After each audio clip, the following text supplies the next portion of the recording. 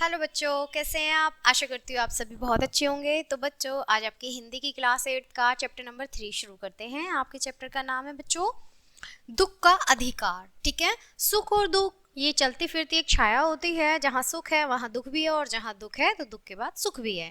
तो हमारा जो ये पाठ है उसका नाम है दुख का अधिकार। ठीक है, चलिए परिचय पढ़ते हैं। इस पाठ में एक गरीब की विवशता और उसकी व्यथा का बड़ा ही मर्मिक चित्रण किया गया है। इस पाठ का उद्देश्य बच्चों में सहानुभूति, दया, स्नेह आदि गुणों का विकास करना है।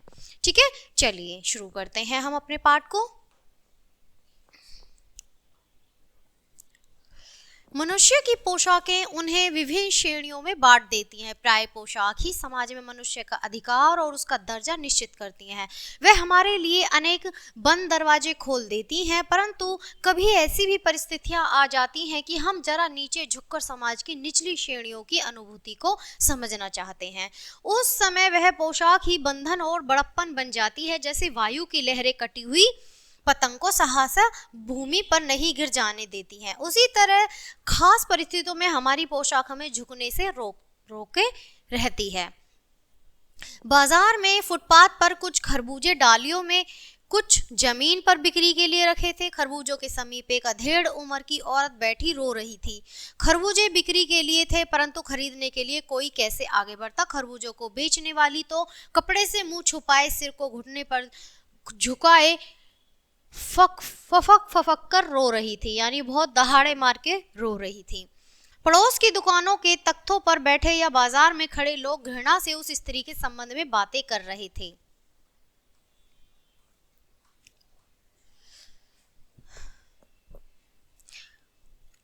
उस स्त्री का रोना देखकर मन में एक व्यथा सी उठी, पर उसके रोने का कारण जानने का उपाय क्या था। अब फुटपाथ पर उसके समीप बैठ सकने में मेरी पोशाकी व्यथधान बन खड़ी हो गई। एक आदमी ने घृणा से एक तरफ थूकते हुए कहा, क्या जमाना है, जवान लड़के को पूरे दिन नहीं बीता और यह बेहिया दुकान लगाकर बैठी हुई है। यानी जो उसका जवान बेटा है उसको मरे हुए पूरा दिन नहीं बीता है, जो पूरा दिन है, और ये यहाँ पर फल बेच रही है। अब दूसरे ने क्या कहा बच्चों, दूसरे साहब अपनी दाढ़ी खुजाते हुए कह रहे थे कि अरे जैसी नीयत होती है अल्लाह भी वैसी ही बरकत देता है। सामने के फुटपाथ पर खड़े एक आदमी ने दिया सलाई की तिल्ली से कान खुजाते हुए कहा, अरे इन लोगों का क्या है, ये कमीने लोग रोटी के टुकड़ों पर जान देते हैं। इनके लिए बेटा बेटी, खसम लुगाई, ईमान धर्म सब रोटी का टुकड़ा है, इनके लिए कुछ नहीं है। अब परचून की दुकान पर बैठे लाला जी ने कहा, अरे भाई उनके लिए मरे जिए का कोई मतलब नहीं, पर दूसरे के इस ईमान धर्म का तो ख्याल करना चाहिए। जवान बेटे के मरने पर 13 दिन का सूतक होता है, और यहाँ सड़क पर बाजार में आकर खरबूजे बेचने बैठ गई है। 1000 आदमी आते जाते हैं, कोई क्या जानता है कि इसके घर में सूतक है। कोई इसके खरबूजे खा ले तो उसका ईमान धर्म कैसा रहेगा, क्या अंधेरा है। पास पड़ोस की दुकानों पर पूछने से पता लगा उसका 23 वर्ष का जवान लड़का था। घर में उसकी बहू और पोता पोती हैं। लड़का शहर के पास 1.5 बीघा जमीन में बछियारी करके परिवार का निर्वाह करता है। खरबूजों की डालियां बाजार में पहुंचाकर कभी लड़का स्वयं सौदे के पास बैठ जाता है, कभी माँ बैठ जाती है। लड़का परसों सुबह मुंह अंधेरे बैलों में से पके खरबूजे चुन रहा था। गीली मेड़ की तरावट में विश्राम करते हुए एक सांप पर लड़के का पैर पड़ गया। सांप ने लड़के को डस लिया। सांप के डसने से वह उस महिला का जो बेटा था वो मर चुका। लड़के की बुढ़िया माँ बावली होकर ओझा को बुला लाई। झाड़ना फूकना हुआ, नागदेव भी पूजा हुई।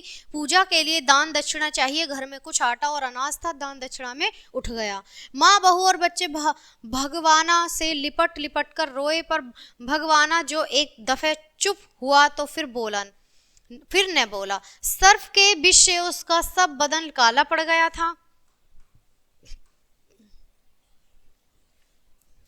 जिंदा आदमी नंगा भी रह सकता है, परंतु मुर्दे को नंगा कैसे विदा किया जाए, इसके लिए बाजार की दुकान से नया कपड़ा ले आना ही होगा, चाहे उसके लिए माँ के हाथों छन्नी कंगना ही क्यों न बिक जाए। भगवाना परलोक चला गया। घर में जो कुछ चुनी भूसी थी तो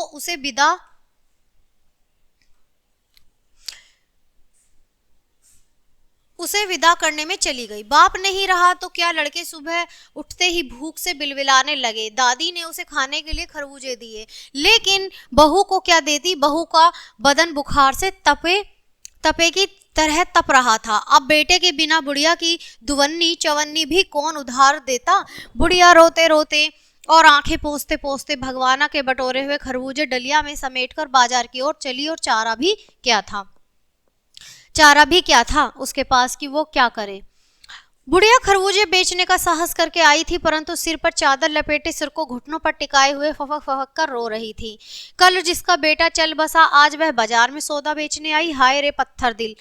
उस पुत्र वियोगिनी के दुख का अंदाजा लगाने के लिए पिछले साल अपने पड़ोस के पुत्र की मृत्यु से दुखी माता की बात सोचने लगा। वह सुपुर्दा महिला पुत्र की मृत्यु के बाद 2.5 मास तक पलंग से उठ न सकी थी। उन्हें 15-15 मिनट बाद पुत्र वियोग में मूर्छित आ जाती थी, यानी वो बेहोश हो जाती थी। और मूर्छित न आने की अवस्था में आंखों में आंसू न रुके थे। 2-2 डॉक्टर एकदम सिरहाने बैठे रहते थे। हरदम सिर पर बर्फ रखी जाती थी। शहर भर के लोगों के मन उस पुत्र शोक से ध्रुवित हो उठे थे।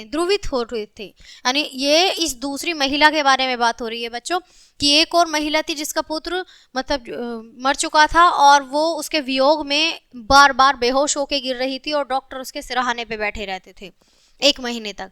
जब मन को सूझ का रास्ता नहीं मिलता तो बेचैनी से कदम तेज हो जाते हैं। इसी हालत में नाक ऊपर उठाए राह चलने में ठोकरे खाता मैं चला जा रहा था। सोच रहा था कि शोक करना, गम मनाने के लिए भी सहूलियत चाहिए और दुखी होने का भी एक अधिकार होता है। तो बच्चों ये थे हमारा बहुत ही प्यारा सा पाठ। मैं आशा करती हूँ आपको ये पाठ बहुत अच्छे से समझ आया होगा। नहीं समझ आया तो मैं आपको एक वरवली कहानी बता देती हूँ कि इसमें जो ये खरबूजे बेच रही है माँ, उसका पुत्र सांप के काटने से मर जाता है। वो बेचारी, घर में एक अनाज का दाना नहीं होता, जो भी होता उसके इलाज में, वो ठीक कराने में सब खत्म हो जाता घर में। उसकी जो बहू होती है वो बीमार हो जाती है, बुखार से तड़प रही होती है और वो अपने पोती पोतों को जो बचा कुचा होता है उसे खरबूजे ही खिला देती है। और वो सिर्फ घर चलाने के लिए, खरबूजे बेचने के लिए, जो उसके बेटे ने मरने से पहले खरबूजे इकट्ठे किए थे वो ला के रखे थे, उन्हें बेचने के लिए रोड पे बैठ जाती है रोते रोते कि शायद ये बिक जाएं तो वो अपने घर में कुछ खाना पीना कर ले। तो बच्चों बड़ी दुख भरी कहानी थी ये। चलिए जिन्होंने लिखी है लेखक का परिचय पढ़ लेते हैं। यशपाल का जन्म 3 दिसंबर 1903 ईस्वी को फिरोजापुर छावनी में हुआ था। ये हिंदी के प्रगतिशील कथाकार हैं। यशपाल ने भगत सिंह, चंद्रशेखर आजाद आदि के 7 क्रांतिकारियों का जीवन भी बिताया था। इनकी प्रसिद्ध कृतियां उत्तराधिकारी, विदेशद्रोही, दादा, कॉमरेड, दिव्य, झूठा सच, सिंहावलोकन आदि। इस कहानी में यशपाल ने गरीब की व्यथा का बहुत ही मार्मिक चित्रण किया है। इनका निधन 26 दिसंबर 1976 ईस्वी को हुआ था। तो बच्चों ये बहुत ही प्यारा सा, एक बहुत अच्छा सा चैप्टर था। चलिए पाठ को खत्म करते हैं, मिलते हैं आपसे अगले पार्ट में इसी तरह। तब तक के लिए बाय, थैंक्स फॉर वॉचिंग।